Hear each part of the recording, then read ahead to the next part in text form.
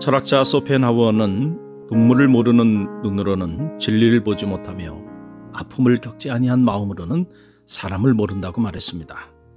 시인 게테는 그의 장편소설 비렐름 마이스트의 수업시대에서 눈물 젖은 빵을 먹어보지 못한 사람과는 인생을 얘기하지 말라고 했습니다.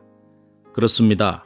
눈물은 진리의 창이며 사람의 마음의 문을 여는 열쇠입니다. 눈물을 모르는 사람과는 진리를 논하지 말고 눈물 젖은 빵을 먹어보지 못한 사람과는 인생을 논하지 않는 것이 좋습니다. 그러나 전통적으로 유교에서는 눈물을 금기시해왔습니다. 특별히 남자는 눈물을 흘려서는 안 된다고 가르쳤습니다. 남자는 단지 태어나서 3번만 울어야 한다고 가르쳤습니다.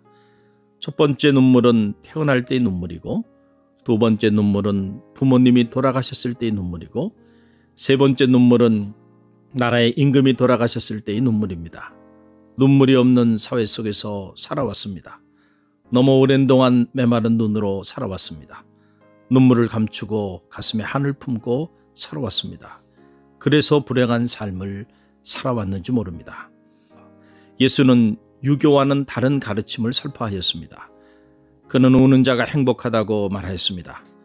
애통하는 자는 행복하다. 저희가 위로를 받을 것이다. 무엇에 대하여 애통하는 자가 행복하단 말입니까? 자신의 죄를 넘어서 타인의 죄와 아픔에 대하여 가슴 아파하는 자가 행복하다는 것입니다. 왜냐하면 그 사람은 반드시 하나님의 위로를 받게 될 것이기 때문입니다. 예수는 예루살렘 성의 타락을 목도하면서 심하게 통곡하였습니다. 유대 종교 지도자들이 그것을 강도의 구렬로 만들어 놓았기 때문입니다. 누가는 이렇게 기록하고 있습니다. 가까이 오사 성을 보시고 우시며 이르시되 너도 오늘 평화에 관한 일을 알았더라면 좋았을 뻔하였거니와 지금 내 눈에 숨겨졌도다. 예수는 예루살렘이 장차 원수들에게 짓밟힘을 당하고 돌 위에 돌 하나도 놓여지지 않을 정도로 멸망하게 될 것을 바라보았습니다. 실제로 기원 후 70년 7월 9일 로마 장군 타이스토스가 10개 군단 9만 7천여 명을 이끌고 예루살렘을 쳐들어왔습니다.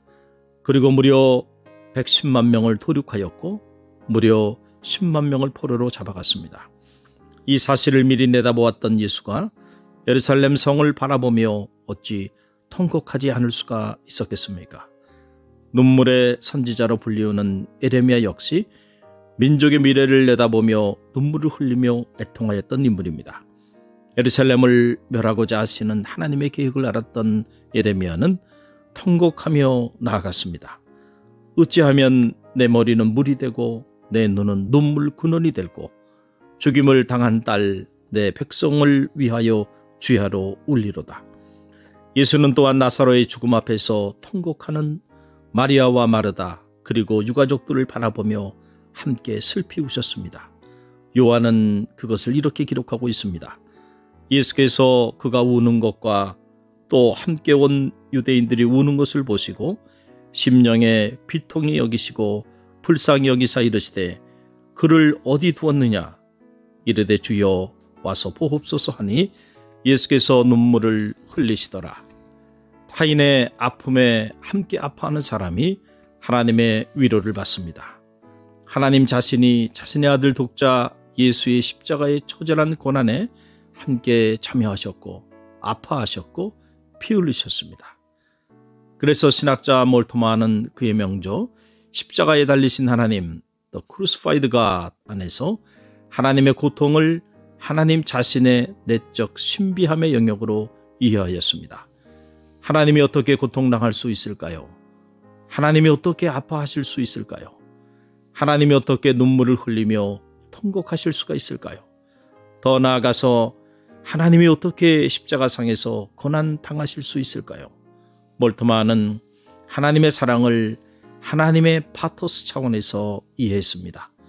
자신이 창조한 피조물의 역사 한복판에서 하나님은 여전히 고통당하시고 아파하시며 슬퍼하신다는 것입니다. 몰트만은 그런 하나님의 모습 속에서 당신의 피조물을 사랑하시는 하나님의 사랑을 발견하였습니다. 사람들은 예수가 십자가에 달려 처절한 고통을 당하고 있을 때에 과연 하나님은 어디 계셨냐고 원망했습니다. 하나님이 살아계시면 어떻게 이럴 수 있냐고 소리쳤습니다. 그들은 예수와 함께 십자가에 달려 피 흘리시고 함께 고통당하시는 하나님을 보지 못한 것입니다. 십자가의 고난의 순간에 예수보다 더욱 가슴 아파하시며 통곡하며 피를 흘리신 분이 바로 하나님 자신이셨습니다. 자신의 죄와 허물 때문이 아니었습니다.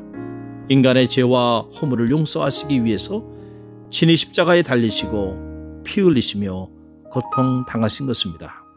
인간을 향한 하나님의 지고한 사랑이 빚어낸 사건입니다. 오늘 우리는 무엇을 위해서 아파하고 있나요? 오늘 우리는 무엇을 위해서 울고 있나요?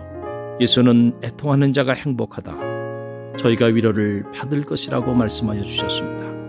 예수처럼 나 아닌 타인의 죄와 아픔을 위해서 우는 자가 됩시다. 바로 그럴 때에 진정 하나님의 위로하심의 은총이 많은 행복한 자의 삶을 살게 될 것입니다.